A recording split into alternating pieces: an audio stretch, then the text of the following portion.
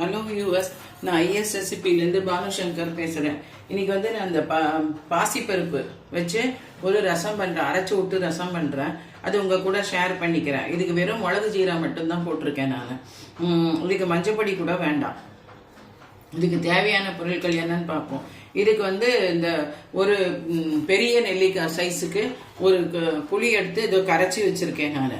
அப்புறம் வந்து இதோ இந்த ஸ்பூனால ஒரு 2 ஸ்பூன் மிளகு, 1 ஸ்பூன் ஜீரம், இதை தண்ணியில ஊற வச்சிருக்கேன். அதே போல இந்த பாசிப்பருப்பு இதால ஒரு 1.5 ஸ்பூன் இல்லை 2 ஸ்பூன் மேக்சிமம், அதுக்கு மேல வேண்டாம், அதை போட்டு வச்சிடலாம். அப்புறம் வந்து கொஞ்சம் கருவேப்பிலை, நல்லா இவ்வளோ ஒரு குழுக்கரண்டி அளவு கருவேப்பிலை தான் இதுக்கு வாசனை.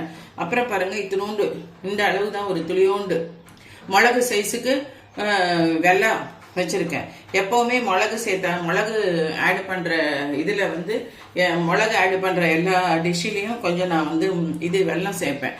அது வந்து ரொம்ப நல்லா இருக்கும். இப்போ வந்து இது எல்லாத்தையும் அரைச்சிட்டு இந்த புளி தண்ணியில வெறும் உப்பை போட்டு இதை அரைச்சி விட்டதை விட்டு கொதிக்க வேண்டியதுதான். ஆக்சுவலி இந்த மிளகு ஜீரா கருவேப்பிலை இதை வந்து முதல்ல ஒரு 2 சுத்து விட்டுடணும். அதுக்கப்புறம் பாசிப்பருப்பு விலை, ஏன்னா சில சமயம் மிளகு வந்து மசிய மாட்டேங்கிறது.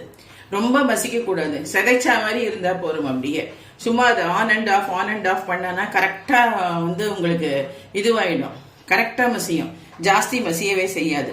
அதனால அந்த மாதிரி பண்ணிக்கணும். இப்ப இதெல்லாம் வந்து மசிச்சுட்டு உங்களுக்கு வந்து காமிக்கிறேன் நான் எப்படின்னு சொல்லிட்டு, எப்படி பண்றதுன்னு சொல்லிட்டு. இப்ப பாருங்க, இந்த மிக்சியில அரைச்சுட்டேன். எப்படி அரைச்சிருக்கேன்னு பாருங்க. 1 2 தான் கோரஸா தான் இருக்கும். அது எப்படி இப்படிதான் அரைக்கணும். அதை ரொம்ப நைஸா அரைச்செல்லாம் குழக்குழான்னு போயிடும், அது நல்லாவே இருக்காது. இப்ப பாருங்க, புளி தண்ணியை ஊத்தி நல்லா கொதிக்க வச்சிருக்கேன். புளி தண்ணி ஊற்றி கொதிச்ச உடனே இதுக்கு மஞ்சப்பொடி வேண்டாம், வேற உப்பு தான். உப்பையே இதோட போட்டு அரைச்சிட்டேன், நல்லா மசியும் அப்படின்னு சொல்லிட்டு.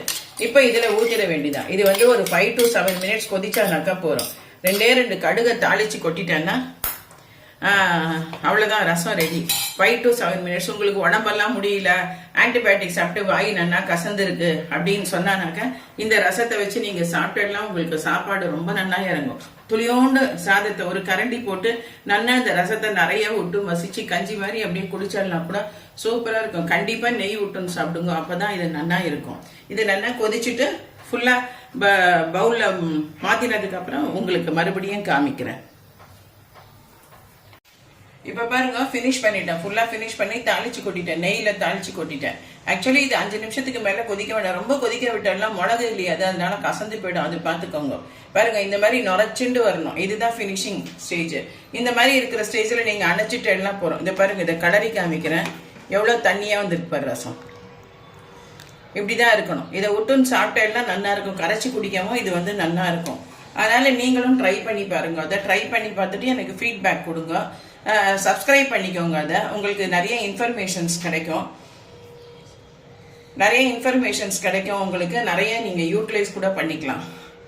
அப்புறம் கூடிய சீக்கிரம் இன்னொரு டிஷ்ஷோட உங்களை வந்து பார்க்குறேன் நான். அதுவரை உங்களிடமிருந்து விடை பெறுவது ஐஎஸ்எஸ்பி பானுசங்கர்.